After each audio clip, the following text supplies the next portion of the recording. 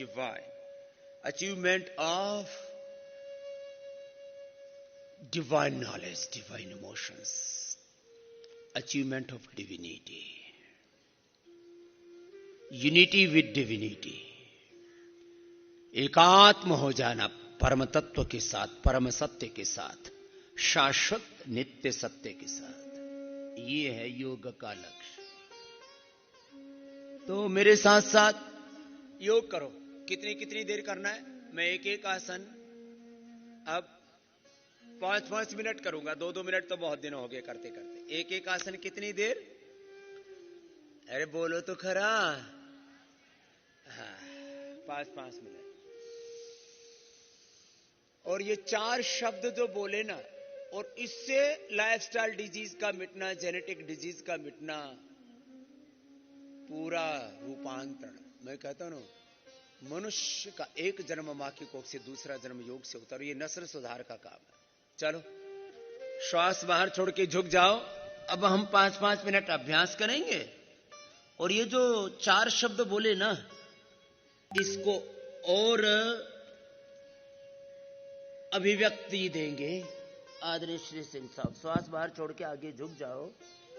मैंने आपका परिचय दिया ही था कि एक सीनियर आईएएस ऑफिसर रहे हैं, बहुत बड़े विचारक भी हैं, दार्शनिक भी हैं, और सबसे बड़ी बात है, व्यवहारिक धरातल पर सत्यों को देखते हैं। श्वास बाहर छोड़ करके आगे झुक जाए। खुद भी योगी है, कर्मयोगी है। मंडूक आसन के साथ मेरे साथ करते जाओ।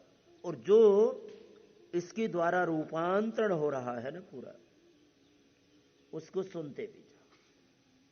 भस्त्रिका, कपालभाति, बाह्य प्राणायाम आदि के साथ करते रहना, एकाग्रता पूर्वक, अपने रोग की निवृत्ति के संकल्प पूर्वक। भारतीय ऋषि परंपरा के प्रामाणिक व्यक्तित्व योग ऋषि पूज्य स्वामी रामदेव जी को हम सभी लोग हृदय के अभ्यंतर से सतत नमन करते हैं।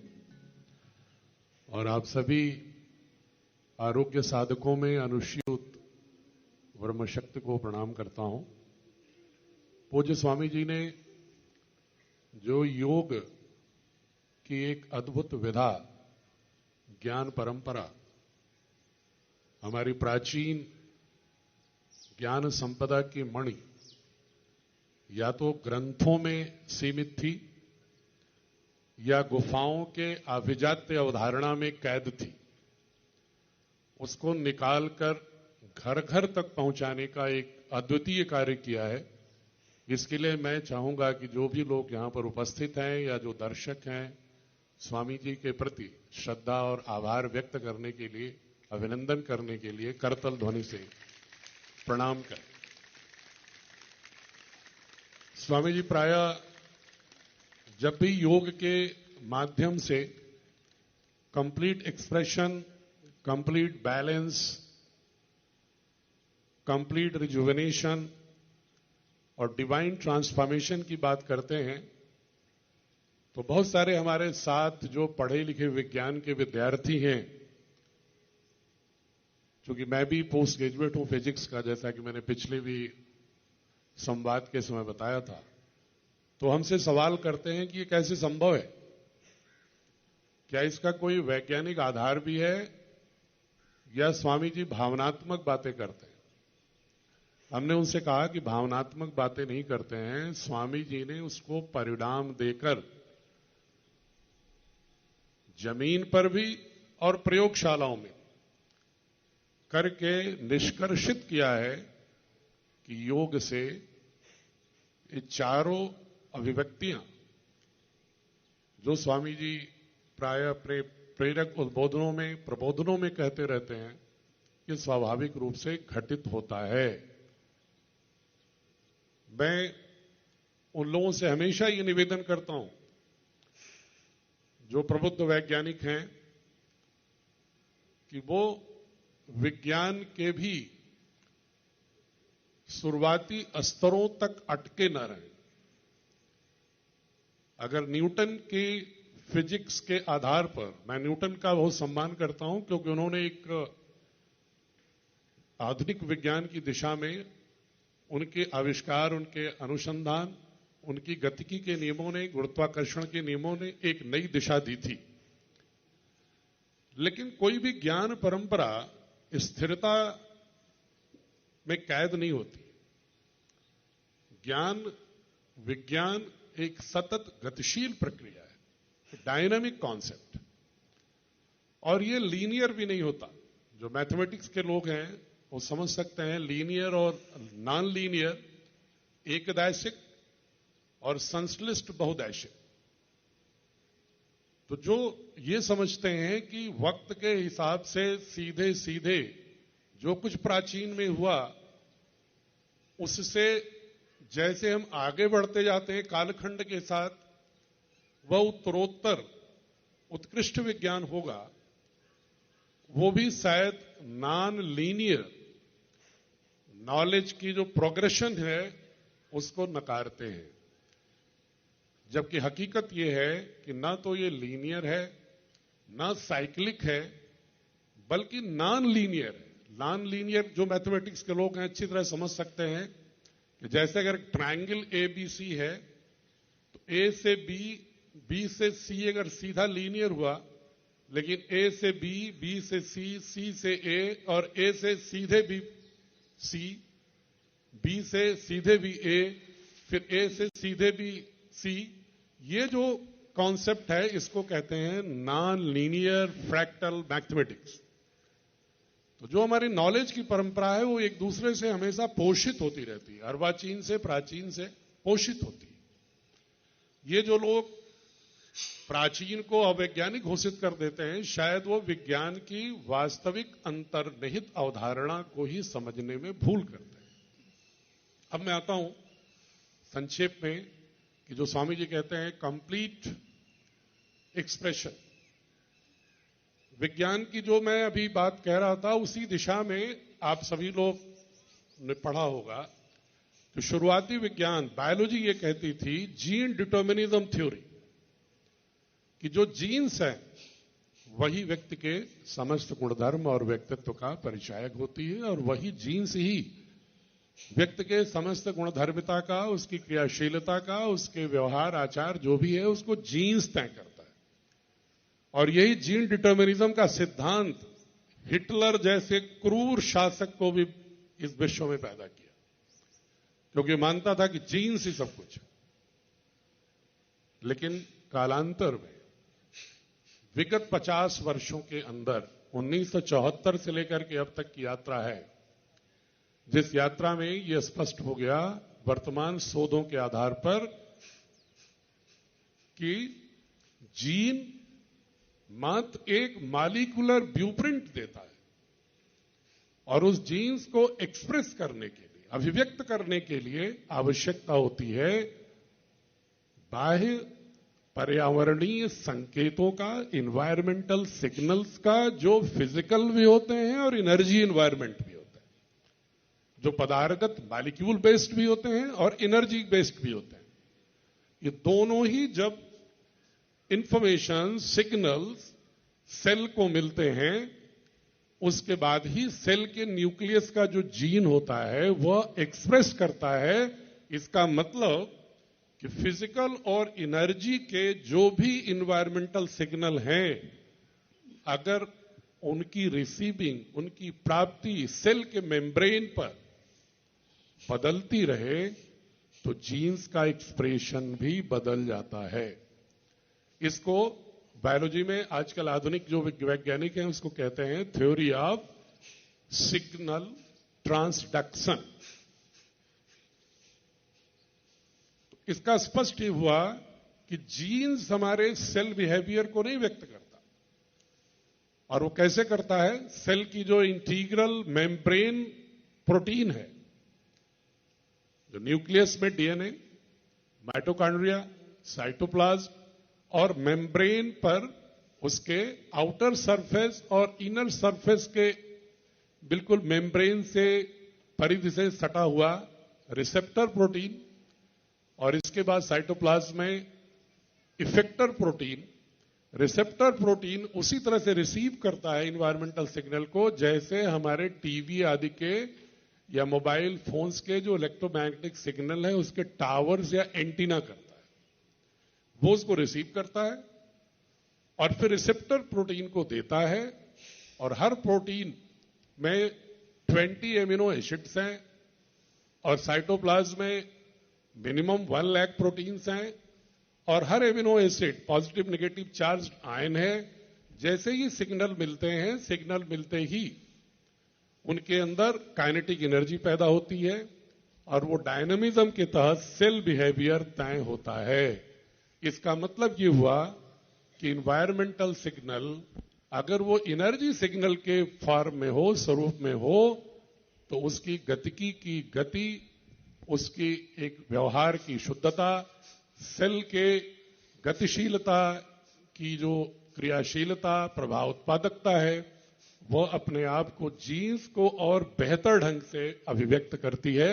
और योग एक संपूर्ण रूप से इसी प्रकार का सिग्नल, यम नियम आसन प्राणायाम प्रत्याहार धारणा ध्यान समाधि के माध्यम से एक संपूर्ण सिग्नल जो एक व्यक्ति को दिव्य व्यक्तित्व के रूप में परिवर्तित करने के लिए आवश्यक है।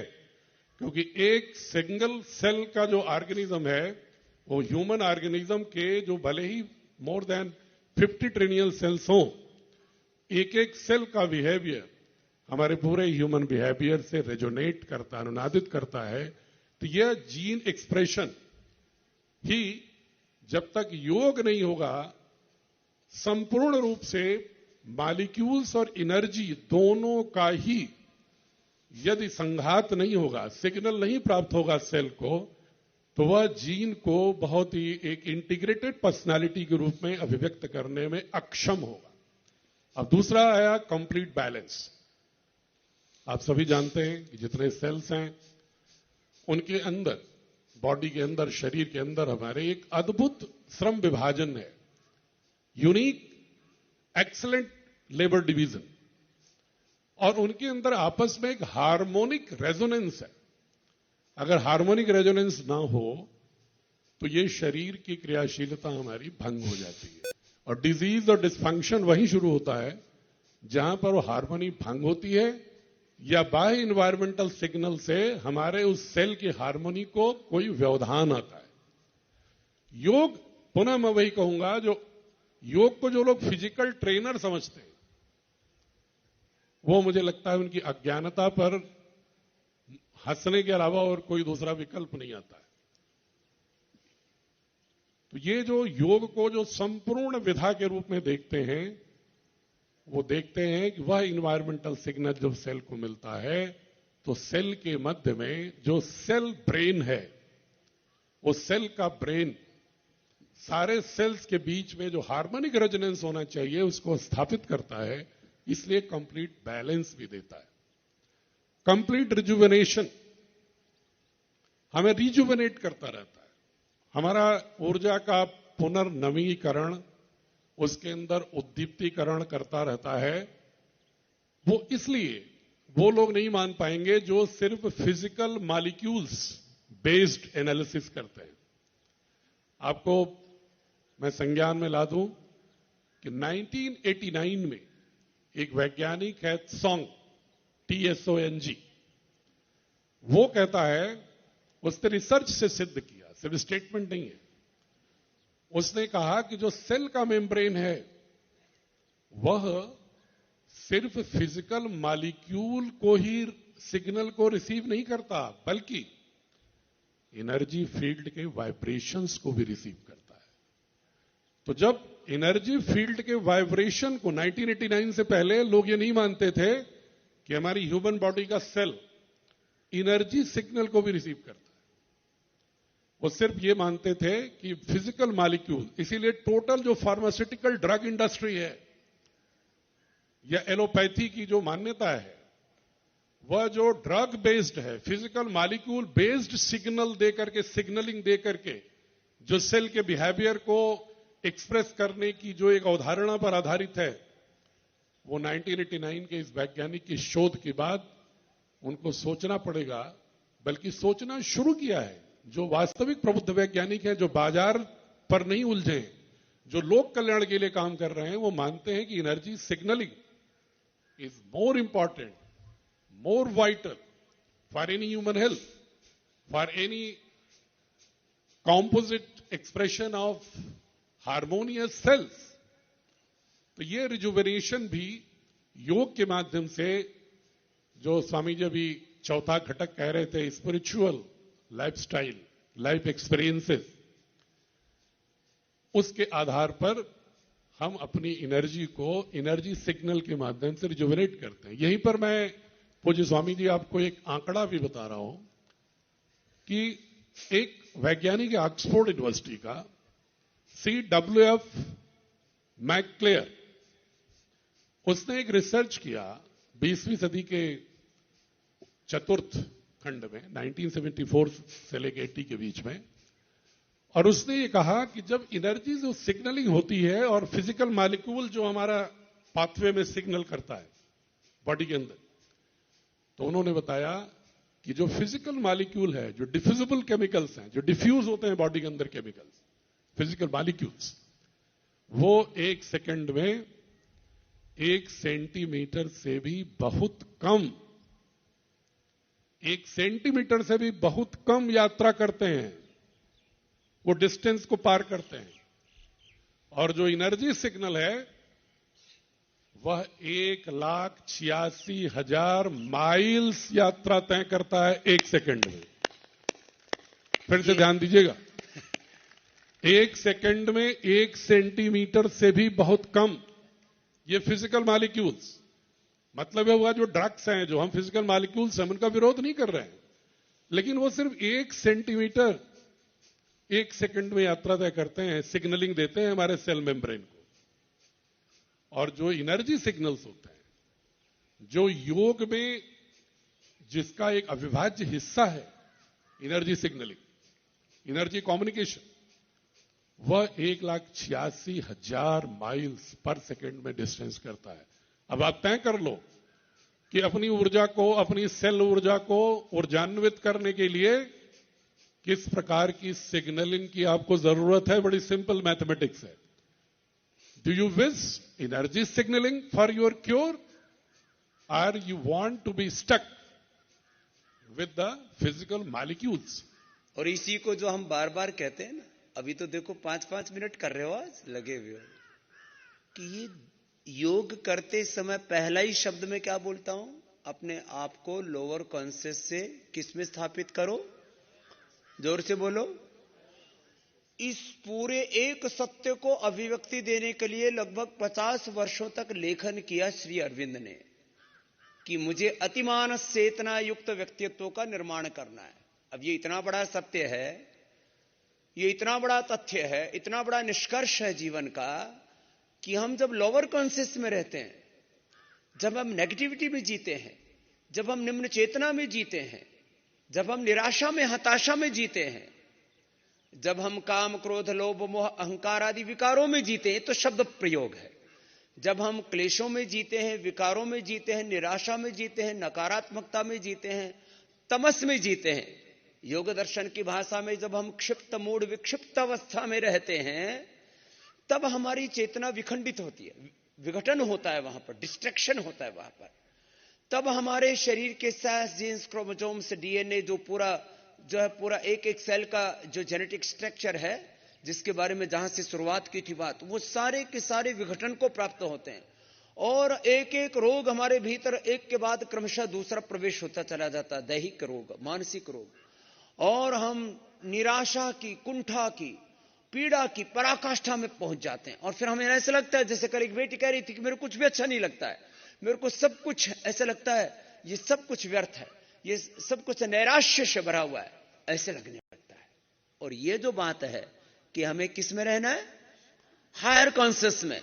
ये मैं खाली मोटिवेशनल स्पीच नहीं दे रहा हूं, वैसे मोटिवेशनल स्पीकर्स की भी बड़ी डिमांड। अब ये अलग बात है कि मैं तुम्हारे बीच में रहता हूं।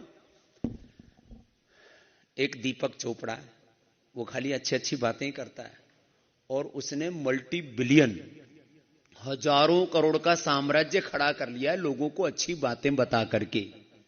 और कहां पर? अमेरिका में।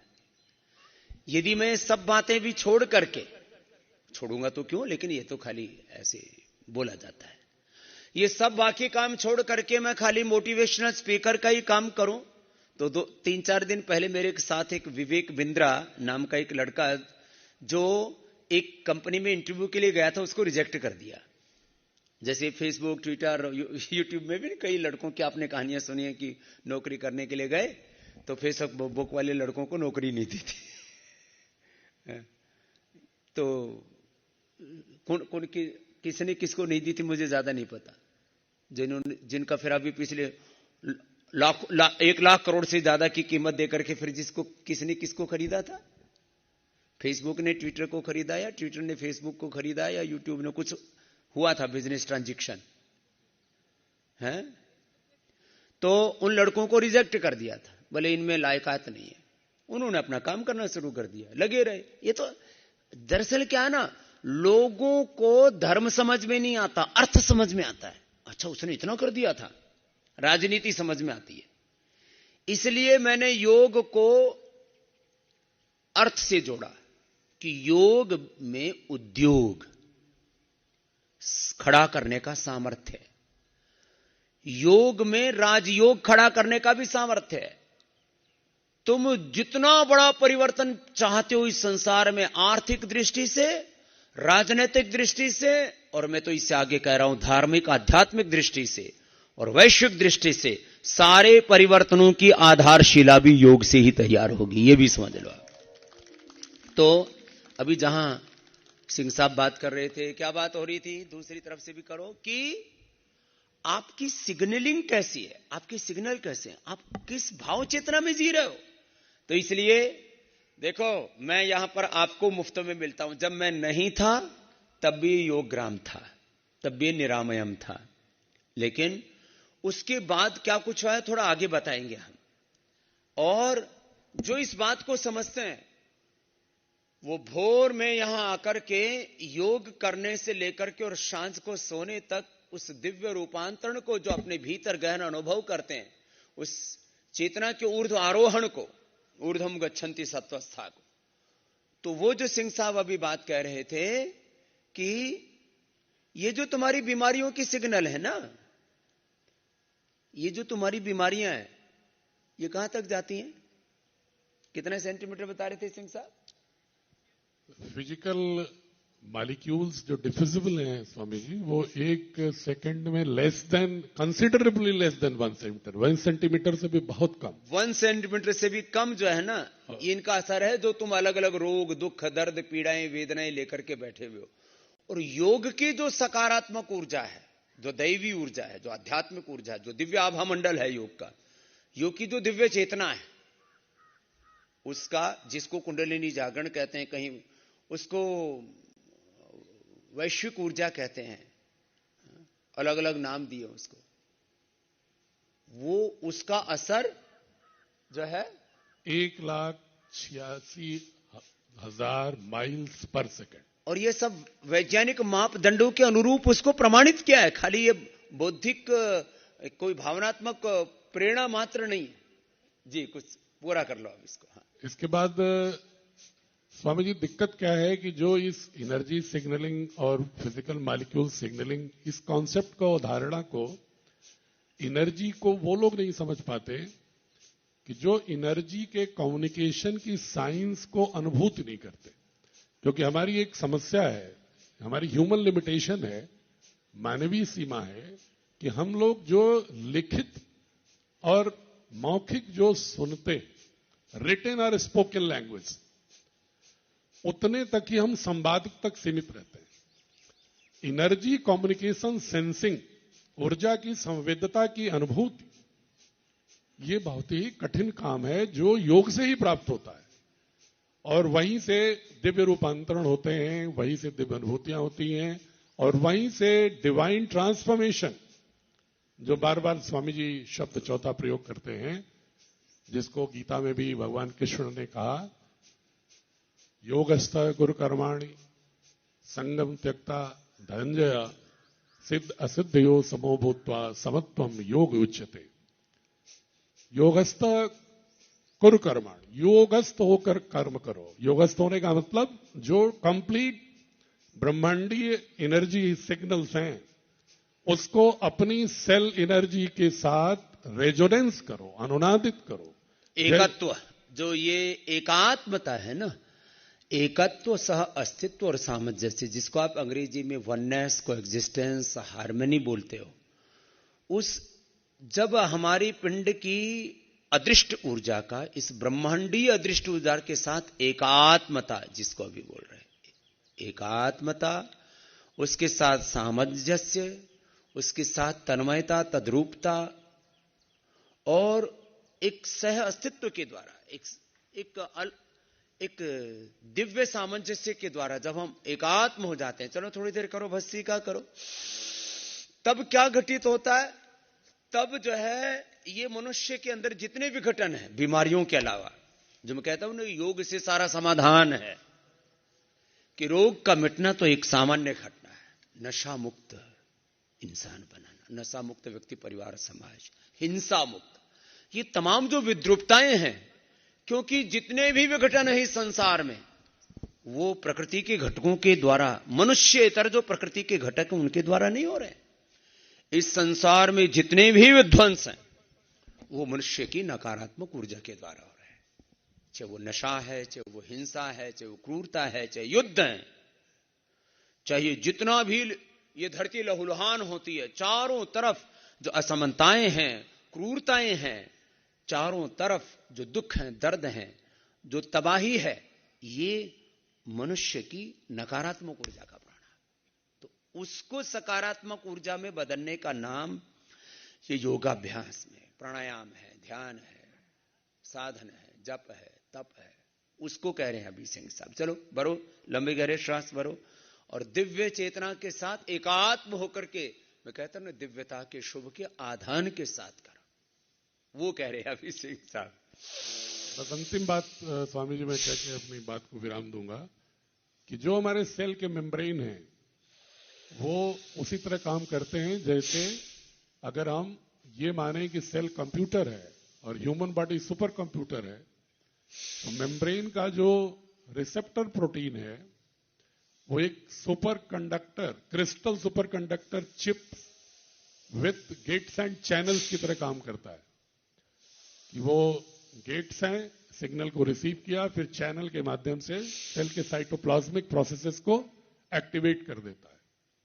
तो इसलिए जो एनर्जी सिग्नलिंग है, जो स्वामी जी की वाणी से, प्रेरणा से हमेशा प्राप्त होती रहती है, और मैं स्वामी जी के जो वक्तव्यों में देखता हूं तो महर्षि दयानंद की वेदों की ओर, वेदों के ज्ञान की ओर जाने की जो आह्वान है, स्वामी विवेकानंद का अध्यात्म विद्या, वेदांत दर्शन, ब्रह्म विद्या की ओर जो एक आधुनिक भारत में जो बार बार लोगों को प्रेरित करने का एक आह्वान था, उत्कृष्ट जागृत प्राप्त वरानुबोधक, या गांधी का जैसे उन्होंने एक सविनय अवज्ञा आंदोलन, सत्य अहिंसा के आधार पर जो एक शहरी अभिजात्य वर्ग तक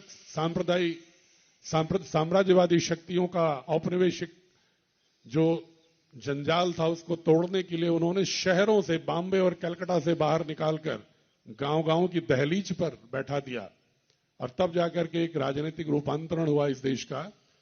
उसी तरह स्वामी जी का जो अभियान है वह योग को अभिजात्य गुफाओं से बाहर निकालकर, ग्रंथों से बाहर निकालकर आम आदमी की अनुभूति और क्रियाशीलता का अंग बनाने का काम कर रही है। और मुझे पूर्ण विश्वास है कि यह जागरण के गीत गाने वाले सन्यासी के स्वर प्रत्येक देश के ही नहीं हमारे, बल्कि विश्व पे जाकर प्रत्येक जनमानस को एक स्वस्थ दिशा में आंदोलित करेगा, और हम ऐसे विश्व का निर्माण करके इस पृथ्वी की रक्षा, ब्रह्मांड की रक्षा, पर्यावरण की रक्षा कर पाएंगे, जिसकी चिंता चारों ओर है। और उस पर्यावरणीय विकृति का ही परिणाम कोविड-19 जैसे पैंडेमिक भी हैं। भविष्य में पैंडेमिक न हो, पर्यावरणीय प्रबंधन हमारा उचित हो, प्रकृति के साथ हम जिए, अपनी ब्रह्मांडीय ऊर्जा के साथ अपने शरीर को स्वस्थ करें, इसका जो संदेश पूज्य योग ऋषि स्वामी जी का जो हमें प्राप्त होता रहता है, उसको हम अनावश्यक तर्कों के भ्रमजाल में न फैलाकर उस ऊर्जा के उस सिद्धांत के तहत अपने को आत्मसात और अंगीकार करने की कोशिश करेंगे।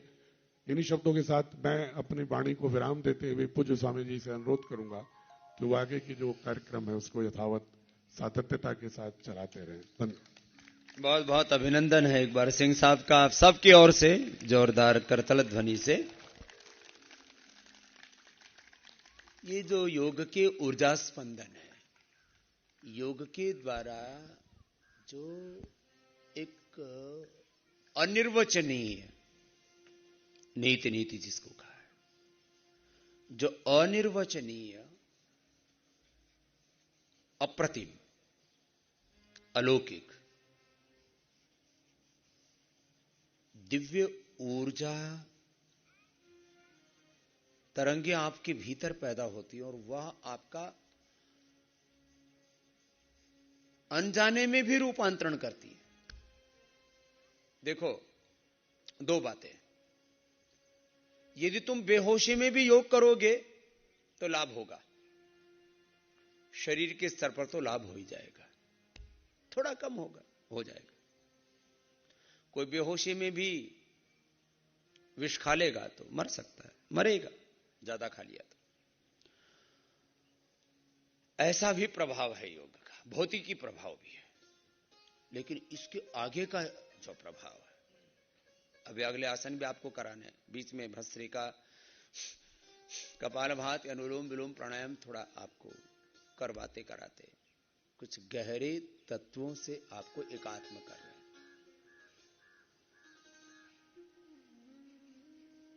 या लाभ का एक जैसा स्तर क्यों नहीं है? लाभ का एक जैसा स्तर इसलिए नहीं है कि हमारी बॉडी और माइंड की कंडीशंस एक जैसी नहीं है।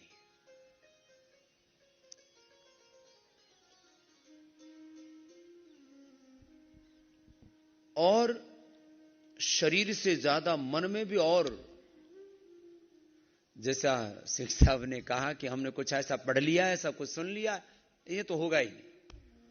अब एक प्रायोजित झूठ कहो, षड्यंत्र कहो, प्रायोजित विज्ञान के नाम पर अज्ञान कहो, एक कुंठा कहो, इस बात से हम कुंठित हैं कि बीपी की ओर नहीं होता, शुगर की ओर नहीं होता, थायराइड की ओर नहीं होता, फैटी लीवर हेपेटाइटिस की ओर नहीं होता, लिवर सिरोसिस की ओर नहीं होता, टाइप 1 टाइप 2 डायबिटीज की ओर नहीं होता। इंसुलिन डिपेंडेंट पेशेंट जो है वो इंसुलिन छोड़ नहीं सकते। जो एक बार स्टीरॉइड्स पर डिपेंडेंट हो गए, वो स्टीरॉइड तो छूटेगा ही नहीं। हाँ, ये अलग बात है, धीरे धीरे करके छोड़ दो। हम एकदम इंसुलिन नहीं छोड़ाते, उसका क्रम है। देखो, क्रमशः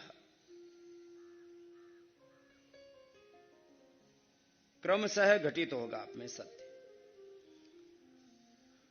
अपवाद रूप में कुछ ऐसे हैं जो क्षण में भी रूपांतरित हो जाते हैं, जिनके भीतर के सकारात्मक ऊर्जा का वेग, जिनकी श्रद्धा का अतिरेक होता है। मैंने देखा 50 यूनिट से एकदम छोड़ दिया।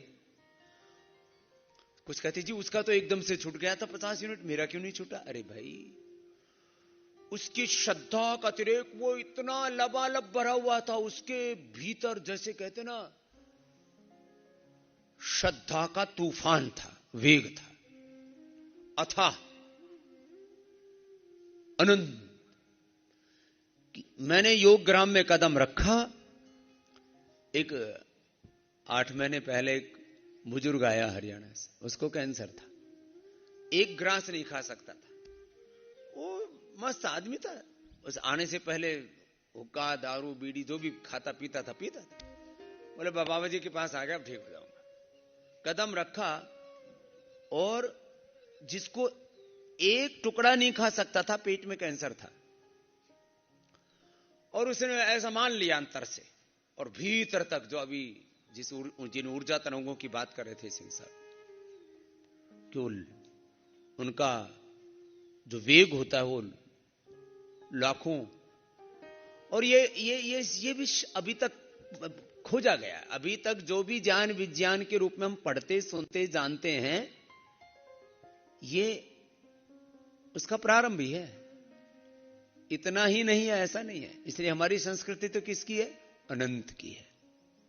अनंत ऊर्जा प्रवाह उसमें पैदा हुआ। 7वें दिन लड़ झगड़ करके रोटी चोरी छिपे खाने लग गया। झगड़ा करके पतंजलि के मेगा स्टोर में घुस गया। बोले ये खाने के, ये रसगुल्ला दे, ये गुलाब जामुन दे, ये दे। बोले बाबा तेरे पर्चे में जिस दिन यहां से डिस्चार्ज होगा उस दिन मिल सकती है, आज नहीं मिलेगी। तो मतलब था अनाड़ी, उसने उठाया बिस्किट और फाड़ा और खाना शुरू कर दिया। बोले कर ले, क्या करेगा, पैसे से डबल ले ले, खाऊंगा। बोले क्यों? बोले मैं मरा जा रहा हूं, तू नियम बता रहा मेरे को। मीन्स आदमी को कैंसर और एक ग्रास नहीं खाया जा रहा, और 7 दिन में, जैसे कल माता बता रही थी कि मेरा तो जो है जो C8 125 5 दिन तक रोटी इसने भी नहीं खाई। 5 महीने तक रोटी नहीं खाई थी, अब रोटी खा रही है, अब पूरा खाना खा रही है। चलो भाई, ये वो पुराना उदाहरण की जरूरत नहीं, नया यही उदाहरण है। अब ये मैं एक्सेप्शन की बात नहीं कर रहा हूं, ये श्रद्धा का तरीका होना चाहिए। ये मात्र पेट के कैंसर की बात नहीं कर रहा था, जिसके लिए मैं कल बोल रहा था दही और तुलसी खा लो। CA 125 की नहीं, PSA की बात नहीं। कल एक बालक आया, उसका CP काउंट बहुत बड़ा हुआ था। ये जो मस्कुलर डिस्ट्रॉफी वालों को 400, 500, 1000 तक बढ़ जाते हैं, और ये हेपेटाइटिस वालों को जो इनका वायरस लोड है, हेपेटाइटिस वालों का वायरस लोड 1 करोड़ तक बढ़ गया। अब बताओ, अब उसको एलोपैथी के दवाओं से कंट्रोल करोगे तो 1 करोड़ रुपए लगेगा। और मैं कहता हूं खाली आप अपने मन को शांत कर लो और भस्त्रिका, कपालभाति, अनुलोम विलोम कर लो, और कोई ज्यादा लंबे चौड़े आसन करने की जरूरत नहीं। जयपुर का एक भाई आया, रिकॉर्डेड है सारे केस, रिकॉर्डेड केस है ये, डेटाबेस बात करता हूं। अभी सिंह साहब भी बात कर रहे थे, पूरी दुनिया में डेटा की बात होती है। पूरी दुनिया के अंदर नेचर एंड एनवायरनमेंट की बात हो रही है कि कहां जा रहे हैं हम। और तीसरी बात बड़ी होती है आर्टिफिशियल इंटेलिजेंस की। मैं आर्टिफिशियल इंटेलिजेंस को महत्व देता हूं, उसके द्वारा भौतिकी कार्यों का निष्पादन बहुत तीव्र गति से हो गया है। मेरा एक बार 1 घंटे का रिलायंस वालों ने संवाद रखा। अब करोड़ों लोग मुझसे प्रश्न करें, तो उन्होंने फिर एक ऐप बनाया, जो भी प्रश्न पूछो उसको प्रोसेस करके आर्टिफिशियल इंटेलिजेंस से, और मैं करोड़ों लोगों के एक साथ प्रश्नों का आंसर कर सकता हूं आर्टिफिशियल इंटेलिजेंस के साथ। करोड़ों लोग करोड़ों प्रश्न करें, उसका उत्तर मिल जाएगा। किसी भी संदर्भ में करें, physical, mental, social, spiritual, technical, किसी भी तरह का, पॉलिटिकल, कोई भी प्रश्न पूछो और प्रश्न का उत्तर मिल जाएगा। स्वामी जी, यहीं पर मैं आप जो कह रहे हैं, आर्टिफिशियल इंटेलिजेंस तो हम जब ह्यूमन ब्रेन बनाता है, इसका मतलब है कि उस ब्रेन का रियल इंटेलिजेंस उस आर्टिफिशियल इंटेलिजेंस की एफिशिएंसी से बहुत ज्यादा और जब स्वामी जी आप जेनेटिक डिजीज को दूर करने की बात करते हैं, तो बहुत सारे लोग उस पर असहज होते हैं, जबकि न्यू बायोलॉजी खुद ही ये कहती है कि साइंस ऑफ एपिजेनेटिक्स करके एक नया ब्रांच है, जो ये कहता है कि इन्वायरमेंटल सिग्नल जीन्स को रीमॉडल करते हैं, जीन्स को चेंज करते हैं, जीन्स की कैरेक्टरिस्टिक और एक्सप्रेशन को अल्टर करते हैं, बदलते रहते हैं। तो वो वही बात आपकी भाषा को एपिजेनेटिक्स में दूसरे तरह कहते हैं और आपकी बात को असहज हो जाते हैं। ये भी मुझे आश्चर्य होता है कि वैज्ञानिक लोग ऐसा क्यों अपराध करते हैं, किसी भी एनर्जी बेस्ड एनवायरमेंटल सिग्नल के आधार पर जीन्स कैरेक्टरिस्टिक के चेंज करने के किसी सन्यासी के एक वैज्ञानिक दावे को अवैज्ञानिक या असहज होने की क्यों वो अपराध करते हैं? वो अपराध इसलिए कर रखे, उनके विचारों का सिलेबस गलत पढ़ा हुआ उनका उन्होंने जब आप बता दे रहे हैं, उन्होंने सिलेबस गलत पढ़ रखा है कि ये तो चेंज होता ही नहीं। तो अब स्वामी रामदेव का अगला टारगेट यही है, और उसके लिए मैंने सिंह साहब को लगा रखा है। पहले तो प्राइमरी से लेकर के 12वीं तक का सिलेबस चेंज कर रहे हैं। जोरदार तालियां बजाओ, इसके लिए बहुत बड़ा काम है। ये करीब 1835 में मैकाले एक पाप करके गया था। हमारी शिक्षा अध्यात्म पर आधारित हमारी जो रूट एंड कल्चर बेस्ड जो एजुकेशन था, स्पिरिचुअलिटी पर बेस्ड जो एजुकेशन था, उसको ध्वस्त कर दिया। अब ये उनका सिलेबस गड़बड़ है विचारों का। अब किसी ने विज्ञान का सिलेबस गलत पढ़ रखा है, किसी ने धर्म का सिलेबस गलत पढ़ रखा है। ये भी गड़बड़। और मैं जहां जहां ये बात करता हूं वही से मैं एक दिन में चारों तरफ धुआं उड़ा सकता हूं। यदि मैं इनके सारे गलत सिलेबस जो ये पढ़ते हैं, कोई हिंदुइज्म के नाम पर, कोई इस्लाम के नाम पर, कोई ईसाइयत के नाम पर, कोई सिखिज्म, जैनिज्म, बौद्धिज्म के नाम पर, और कोई जो है कम्युनिज्म के नाम पर, जबकि कन्फ्यूशियस में कोई कंफ्यूजन नहीं है। जो इनके सो कॉल्ड इनके वैचारिक इनके उद्घोषक हैं, इसके इनके भीष्म पितामह, ये जो लेनिन और मार्क्स के चेले चेलिया,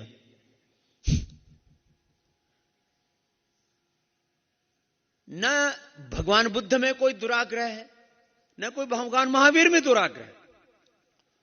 जितने उदार बुद्ध हैं, जितने उदार और जितने गहरे महावीर हैं, जितने गहरे नानक हैं, जितने गहरे कन्फ्यूशियस हैं, सुकरात हैं, जितने गहरे महर्षि पाणिनि, पतंजलि, स्वामी विवेकानंद, महर्षि दयानंद हैं, और अलग अलग कालखंड में जितने गहरे उस समय की परिस्थितियां सोचिए। आज से 2000 साल पहले, 1400 साल पहले ईसा मसीह और मोहम्मद साहब है।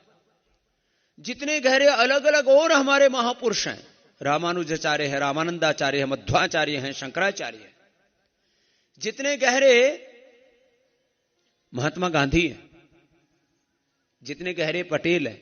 इसलिए मैंने तो अपनी साझी संस्कृति ले रखी है। मैंने ये मजहबों वाली पूंछ पकड़ी नहीं रखी। बहुत से लोग ना बोले मैं तो इस मजहब के पीछे चलूंगा। मेरे से पूछे स्वामी तुम्हारा क्या है, तुम किस पंथ के हो?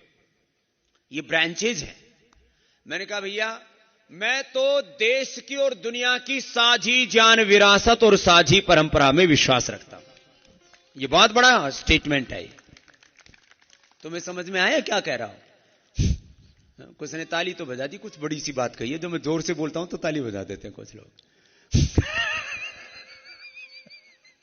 कि कुछ बढ़िया सी बात कह रहे हो।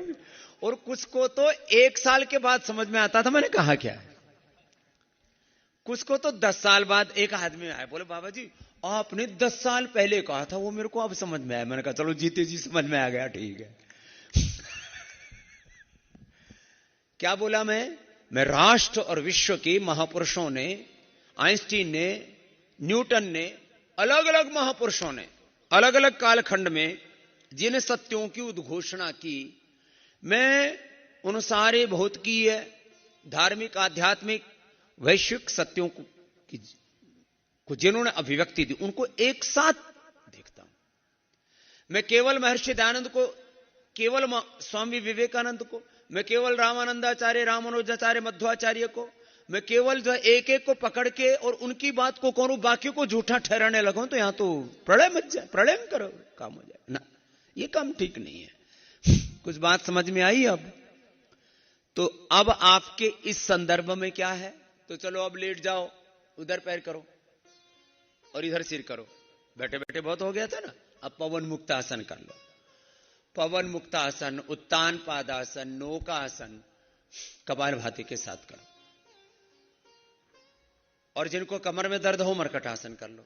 और जो मोटे मोटे भाई बहन हैं वो अर्धहलासन, पाद वृत्तासन, द्विचक्रिकासन कर लो। खुद जो है लेट करके ही अंगुलियों को आगे पीछे दबा लो 100-200 बार। पंजों को आगे पीछे दबा लो, गोल गोल घुमा लो। सूक्ष्म है। मेरुदंड के लिए योगाभ्यास, ओबेसिटी के लिए योगाभ्यास और एक इंक्लूसिव योगा प्रैक्टिस।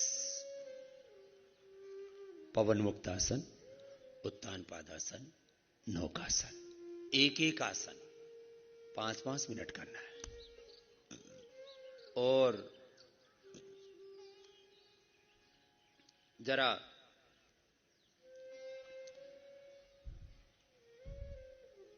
ये जो साझी संस्कृति और साधा जो सत्य है उसमें क्या सरोकार है, जरा सुनो। 5-7 मिनट में बात को पूरा करता हूं। अभी तक तुमने क्या सुना है? अभी तक सुना है लाइफस्टाइल डिजीज क्योर नहीं होती, जेनेटिक डिजीज तो कोई होती है। और मैंने उदाहरण के साथ बोला है। मैं हमेशा कहता हूं, मैं प्रत्यक्ष के साथ बात करता हूं। तर्क, तथ्य, युक्ति, प्रमाण और उसमें प्रत्यक्ष। प्रत्यक्ष किम प्रमाणम, सबसे बड़ा तो प्रत्यक्ष है ना, तुमने देख लिया। मैंने genetic BP, sugar, thyroid, arthritis, asthma सब ठीक किया है और इन कुंठाओं को तोड़ा है। कल भी मेरे साथ में एक बच्चा है, कौशिक, एंक्लोजिक स्प्लाइटिस। बोले भी इसको तो बायोलॉजिकल इंजेक्शन देने पड़ेंगे। अब ये बायोलॉजिकल इंजेक्शन कितने में आता है? 15,000 से लेके 50,000 तक बायोलॉजिकल इंजेक्शन लगाओ, स्टीराइड दो। बच्चा इंजीनियरिंग कर रहा है, लेकिन हालात ये कि एक सप्ताह में उसको लाभ होना शुरू हुआ। मेरे से बोले, स्वामी जी मेरे को तो बहुत थोड़ा लाभ हो रहा है। मैंने कहा बेटा तुम्हारी बॉडी की कंडीशन ऐसी है, इसमें तुमको यदि 2% भी लाभ होना शुरू हो गया, वैसे उसको 10-20% हो चुका था एक सप्ताह में, तो मैंने कहा बेटा आपको करीब जो है यहां 2 सप्ताह रुकना पड़ेगा। 2 सप्ताह रुका। फिर उसने देखा अब तो मैं चलने लग गया, कमर जो टेढ़ी थी वो सीधी होने लग गई। ये कभी संभव है? लोग मजाक उड़ाते हैं, ये हो सकता है। और उन अविवेकी लोगों को मूर्ख कहने से थोड़े दुखी ज्यादा हो जाते हैं। तो मेरे को कुछ लोगों ने सुझाव दिया, बोले स्वामी जी आप इनको मूर्ख मत कहा करो, लिटरेट इडियट मत कहा करो, तो फिर ये बेचारे ज्यादा परेशान हो जाते हैं। तो इन अविवेकी लोगों को, इन बेचारों को, बेचारे दया के पात्र हो, सन्यासी को तो सब पर करुणा करनी चाहिए, ऐसा मुझसे सुझाव देते हैं। तो मैं कभी कभी थोड़ा सा जागरण के लिए कभी कभी थोड़े कठोर शब्दों का प्रयोग कर देता हूं, कबीर की तरह और महर्षि दयानंद की तरह, लेकिन अभिप्राय थोड़ा जागरण का होता है। अब इनको कौन समझाए कि टेढ़े मेढ़े एंक्लोजिंग वाले भी अच्छे होते हैं। आरए फैक्टर, सीआरपी, ये तमाम तरह के रोग जिनके बारे में तुमने मान लिया, ये एसएलईएमएस, ऑटोमेन डिजीज, हेपेटाइटिस, इंसुलिन पर डिपेंडेंट पेशेंट्स, थायराइड की गोलियां रोज खाने वाले, ब्लड थिनर, कोलेस्ट्रॉल आदि की गोलियां रोज खाने वाले, मैं पहले ही दिन से लगभग 90 से लेकर के 99% किसी की टेपर करके, कम करके, और किसी के एकदम से कहता हूं बंद कर दो और ये करो, और ये बड़े से बड़े रोगों का अंत हो रहा है। लेकिन 10-10 मिनट आसन करना अनिवार्य है। चलो मैं भी थोड़ी देर कर लेता हूं। अब तुम लोग ना मेरे बिना किए पूरा करते हो नहीं। तो पवन मुक्तासन, उत्तान पादासन, नौकासन, सेतुबंतासन, पादांगुष्ठ नासा स्पर्शासन, सर्वांगासन, हलासन। 5-5 मिनट, 10-10 मिनट करो। और चाहे जिस कारण से बीमारी हो रही हो, 10 बड़े कारण बोले जाते हैं। न्यूट्रिशंस, माइक्रो न्यूट्रिशंस की कमी के कारण से, ऑक्सीजन की कमी के कारण से, योग की कमी के कारण से, less yoga practice, less physical exercise, less oxygen supply,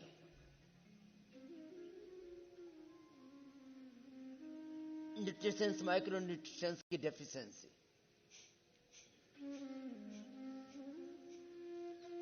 vitamin D, B12, B complex, calcium, iron, अलग अलग प्रकार के प्रोटीन्स की डेफिशिएंसी, क्योंकि बॉडी का जो पूरा ढांचा है वो तो प्रोटीन्स के ही संघात से बना है। ओमेगा, विटामिन सी और जिंक, न्यूट्रिएंट्स, माइक्रो न्यूट्रिएंट्स की डेफिशिएंसी, सारी डेफिशिएंसीज भी दूर होंगी, सारी डिजीज भी दूर होंगी। Genetic reasons, environmental reasons, bacteria, virus, fungus आदि के कारण से।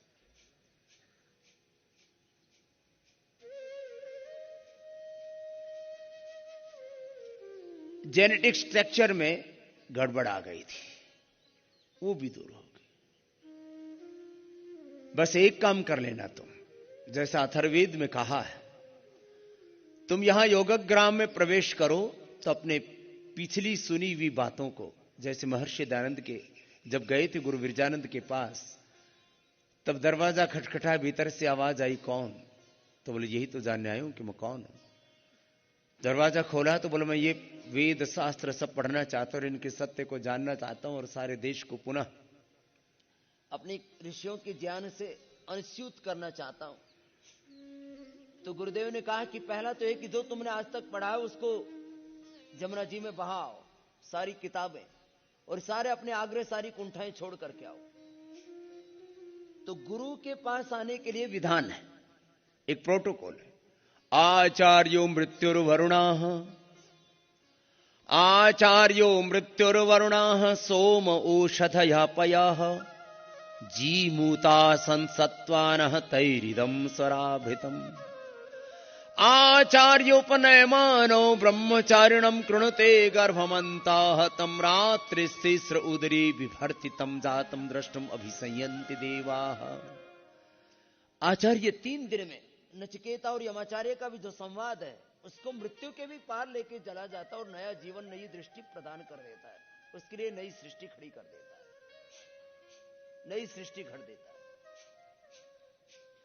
पवन मुक्तासन, उत्तान पादासन, इतनी गहरी भाव चेतना, इतनी गहरी श्रद्धा, इतना गहरा विश्वास।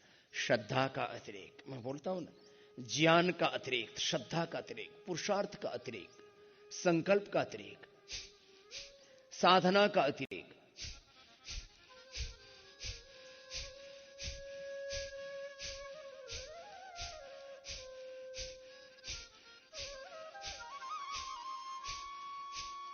एक एक अभ्यास आप जो है 1-1 मिनट से शुरू करो। चलो एक छोटा सा भजन ले लेते हैं, अपने आप को रूपांतरित करो।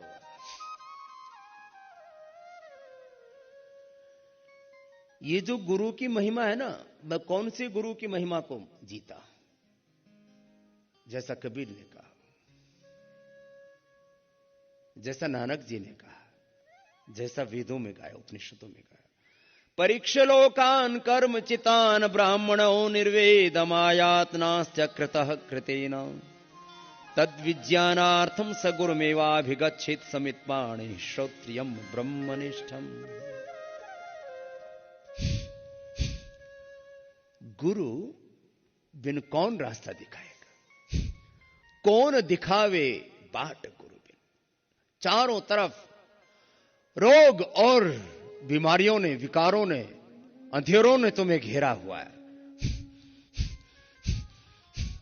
और तुम गुरु पथ पर, योग पथ पर, वेद पथ पर, ऋषि पथ पर, इस दिव्य पथ पर चलो और फिर देखो इन अंधेरों को चीरते हुए तुम परम सत्य में, शाश्वत सत्य, नित्य सत्य में आरोहण पालोगे। स्वास्थ्य तो बात क्या, मैं रोज कहता हूं, स्वास्थ्य मिलेगा, स्वास्थ्य के साथ साथ तुम्हें सुख मिलेगा, शांति मिलेगी, सफलता मिलेगी, विजय मिलेगी, प्रसन्नता मिलेगी, पूर्णता मिलेगी, जीवन का निर्माण भी और जीवन का निर्वाण भी। 1-1 मिनट करना है, 1-1 आसन, फिर थोड़ा बीच में विश्राम करना, फिर दोबारा करना। अपना अपना योगाभ्यास पूरा करो और फिर पूर्णता पाओ। तुम अपने भीतर से आत्मा वारे द्रष्टव्य, श्रोतव्य, मंतव्य, निदिध्यासित। पूर्णमदः पूर्णमिदं पूर्णात् पूर्णमुदच्यते पूर्णस्य पूर्णमादाय पूर्णमेवावशिष्यते। पवन मुक्तासन, उत्तान पादासन, नौकासन, सेतुबंधासन, पादांगुष्ठनासा, स्पर्शन, सर्वांगासन, हलासन, और जो मोटे मोटे भाई बहन हैं, अर्धलासन, पाद वृत्तासन, द्विचक्रिकासन, जिनको कमर में दर्द आती है या रिलैक्स होने के लिए बीच में थक जाते हैं तो मरकट आसन अपने अपने अभ्यास करो। गुरु के साथ एकात्म हो के, उस परम गुरु परम तत्व के साथ एकात्म होकर के क्लेश कर्म विभाग आशय अपरामृष्ट पुरुष विशेष ईश्वर सैस पूर्वे शाम अपि गुरु कालेन अनवच्छेद सपर्यगा क्रम कायम अव्रणम असना वीरम शुद्धम अपाप विद्धम कबीर मनीषे ही परिभूः स्वयं याथा तथ्य तो अर्थान तथाच्छाश्रति समान। गुरु बिन ज्ञान न उपजे,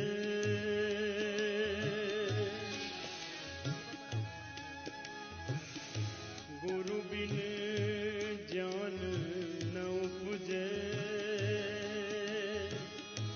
गुरु बिन मिटे न भेद, गुरु बिन संशय न मिटे, जय जय जय गुरुदेव। कौन बतावे बात गुरु बिन, कौन बतावे बात गुरु बिन, कौन बतावे बात। बड़ा विकट यमघाट, बड़ा विकट यमघाट रे। कौन बतावे बात गुरु बिन, कौन बतावे बात।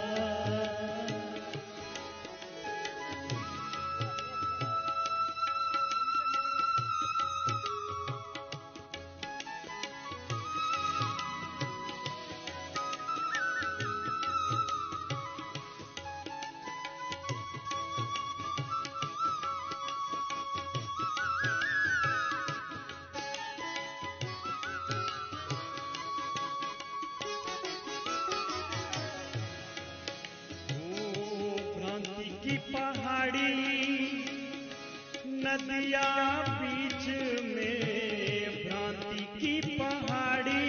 सबसे बड़ी बाधा है जीवन में भ्रांतियां। स्वास्थ्य के बारे में, धर्म के बारे में, अध्यात्म के बारे में, जीवन के बारे में, स्वयं के संदर्भ में कितनी भ्रांतियां हमने पाल रखी। संशय, और यही विनाश का कारण है मनुष्य के। संशय आत्मा विनश्यते। और ये भ्रांतियां मिटेंगी जिन्होंने सत्य को और परम सत्य को अनुभव किया है।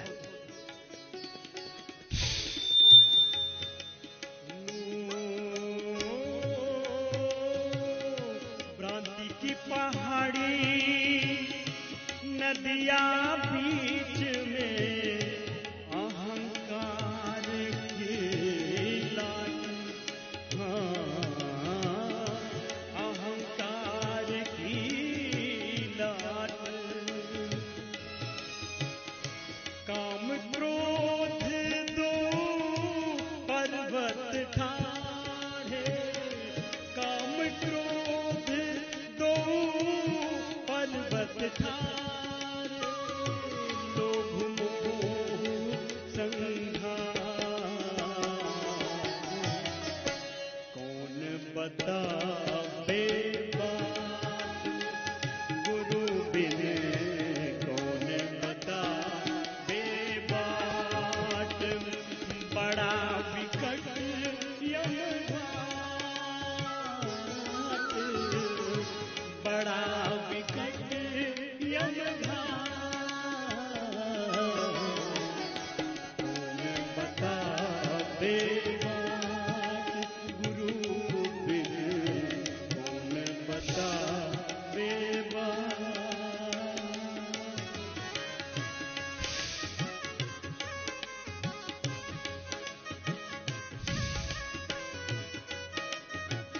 अपने अपने अभ्यास, अपने अपने आसन प्राणायाम के साथ, ध्यान के साथ उस परम तत्व शाश्वत नित्य एकात्म तत्व, एक परम तत्व, एक ब्रह्म तत्व के साथ एकात्म होकर के योग करो। प्रभु आपकी शरणागत है। स्वास्थ्य दो, सुख दो, शांति